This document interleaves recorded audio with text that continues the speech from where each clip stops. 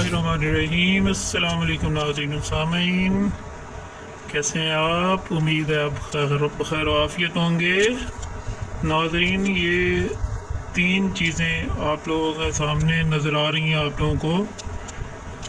एक तुख्मे इमली जंगली है, एक अम्बा हल्दी है और एक बरहम डंडी है। ये तीन चीज़ें शुगर के मरीज़ों के लिए इंतहाई अहम चीज़ें हैं। अगर आप लोग इसको इस्तेमाल कर लेते हैं तो 100% आप लोगों की शुगर कंट्रोल हो सकती है। इनको इस्तेमाल कैसे करना है? इन सब को पीस लेना है। ये जो इमली तुख्मे इमली जंगली है, इसको आप लोगों ने तोड़ लेना है। तोड़ के इसमें से जो निकलेगा उसको आपने बाकी सबके साथ पीस लेना है, यानी कि ग्राइंड कर लेना है। जब आप इसको ग्राइंड कर लेंगे तो इस सब को मिला लेना है आपने।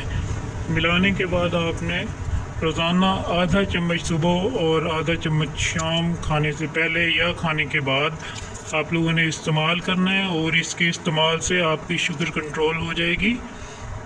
ये 100% नुस्खा है। ये बासानी आप लोगों को पंसार की दुकान से मिल जाएगा, और अगर आप लोग इसका रोज़ाना की बुनियाद पे इस्तेमाल करेंगे तो आप लोगों की शुगर कंट्रोल हो जाएगी, और इंशाल्लाह आप लोगों को बेहतरीन फ़ायदे भी हासिल होंगे।